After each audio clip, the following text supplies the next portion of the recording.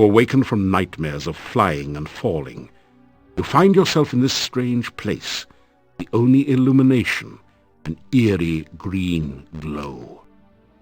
You've lost your weapons and the contents of your backpack somewhere during the journey. All you have are the clothes and armor on your back. This leaves you with 4 burning questions. Where are you? How did you get here? Who brought you here?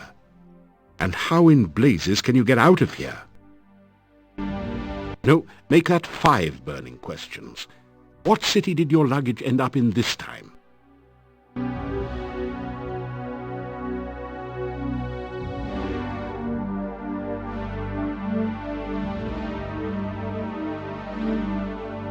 That didn't do anything.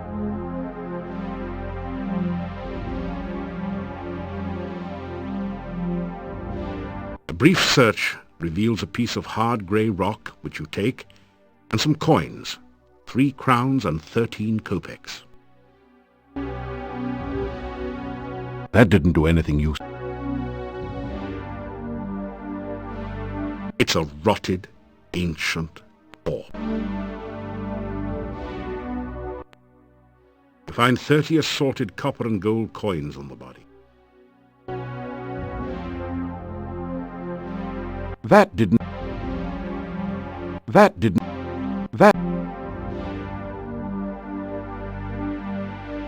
You take the torch.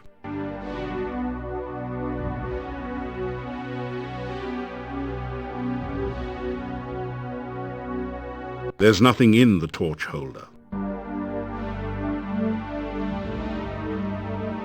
You attempt to light the torch using your piece of flint, but you don't have anything on which to create a spark.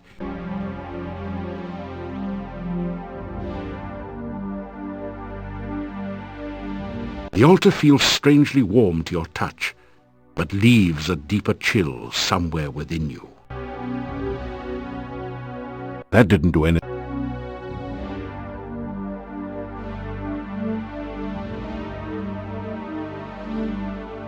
You touch the 2 unlit torches together.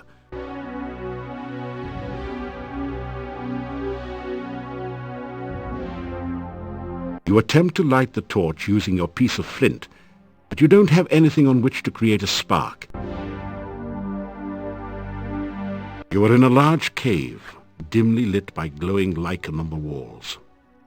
Strange, irregular outcroppings of stone grow from the ground, looking like the skeleton of some enormous beast. Here and there, petrified human bodies seem to grow half in, half out of the floor and walls.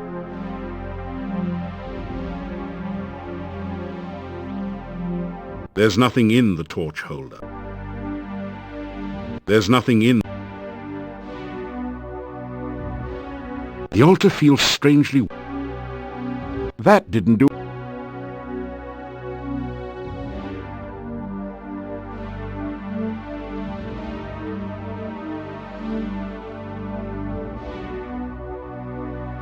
You search the desiccated body. The only still usable item is a dagger, which you pick up. However, lying around the bones are some coins, 5 golden coins. Each have a crown stamped onto them, and 13 small copper coins, each stamped 1 kopeck.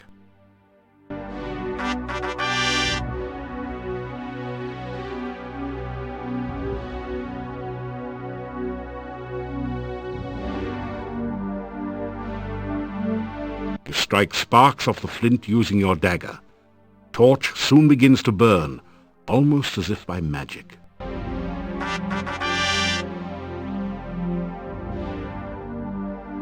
You light your torch from the one in the sconce.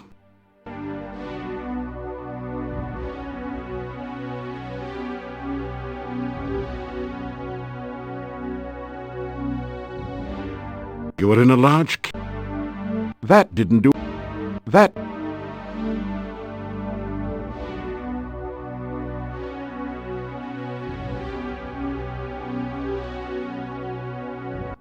You force the sphincter open with your dagger and pass through. You've made it into a large chamber. Stone valves, like the one you just passed through, apparently block 3 other passageways. There is a huge stone altar in the center of the room, and an exit to the south.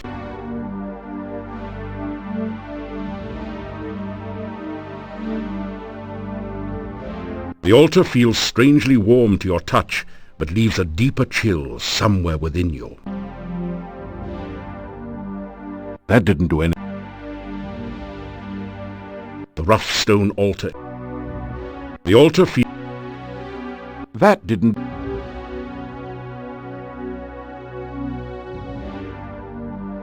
You gratefully retrieve the shield and battered sword from the dead warrior. You hope that they will serve you better than they did their last owner. You're in the heart of the cave. Stone valves close off passageways leading in all directions. In the center of the chamber is a bleak stone altar covered with dark stains. That didn't... That did... The altar feels straight. Nothing happens. The altar remains unmarked. Nothing happened.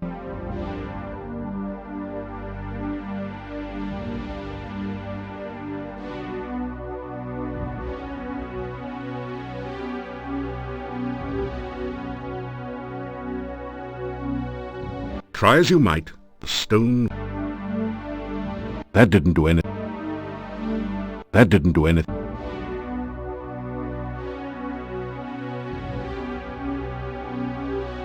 Try as you might.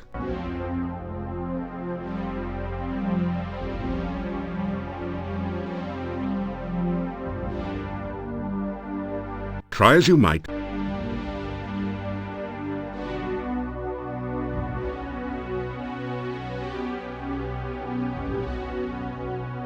The altar feels... The altar... That did... Not...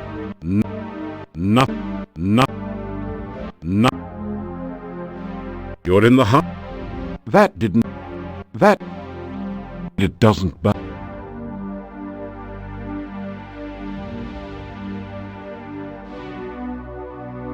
As you approach the exit, you are confronted by 2 flying creatures.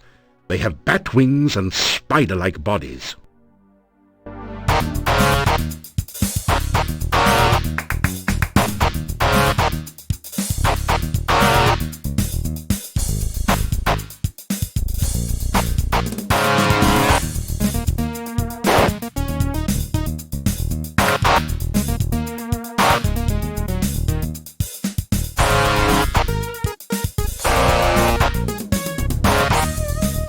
You kick some butt, too.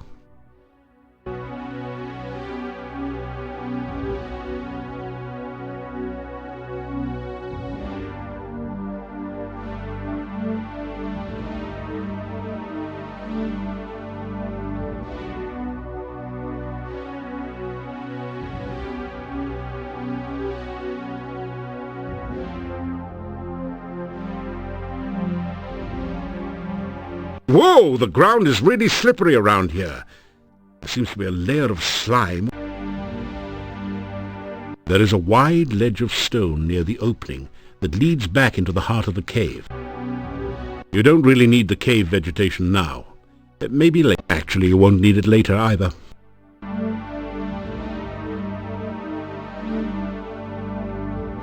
You cautiously test the rope before crossing. It feels as though it's firmly anchored on both ends of the chasm.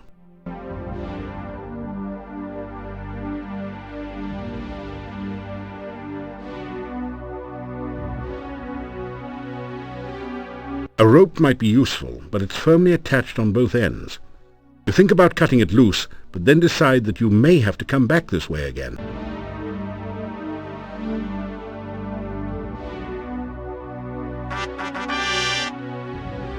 You just barely made it across the pit. It doesn't bud. That didn't do anything. That didn't do anything. It doesn't. It, you don't actually, you won't need it later.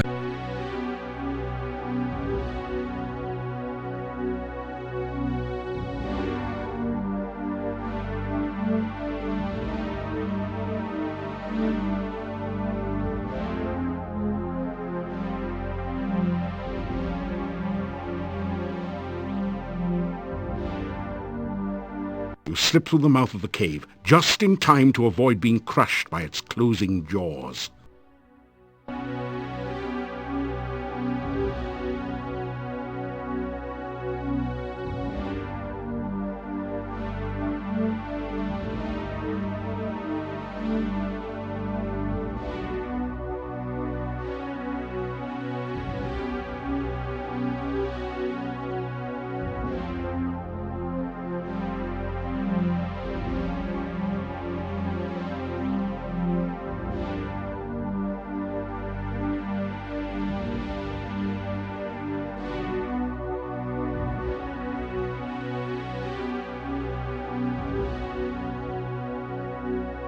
You are alive! Only one person has ever walked away from there before. Who are you? How did you get here? Oh, there are so many questions I want to ask you, but I have to get home quickly. It is so dangerous out at night in Mordavia. The town is due north of here. Be careful, there are many bad things wandering around. Good luck! Oh, by the way, my name is Katrina. I hope we meet again sometime. Farewell.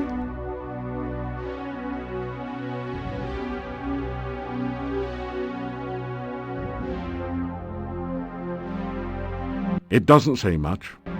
It doesn't... That didn't do anything.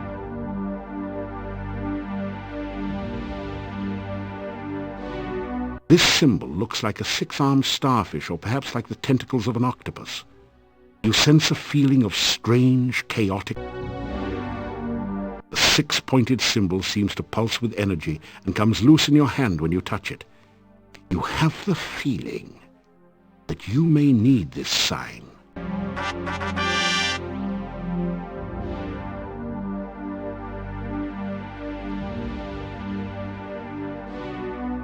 This symbol looks like a mouth with pursed lips. This symbol is a stylized representation of a crossed pair of bones. This is the symbol of blood in the form of a huge carved droplet. The cloud symbol is a traditional representation of breath. The archway above the path is inscribed with 8 arcane symbols. You recognize 7 of them, from Arcania 101 no doubt, as the symbols of blood, bone, breath, essence, heart, the mouth, and the senses. The 8th is new to you. It looks a bit like a 6-tentacled starfish, or perhaps more like a squished squid. Something about the symbol fascinates and scares you at the same time. This strange symbol is the traditional magic representation of the senses. This looks like a throbbing heart. This symbol is really abstract. You may have seen it once before, described in an ancient book as the sign of essence, or one's inner nature. A long crack has developed near the base of the archway, although it still looks stable.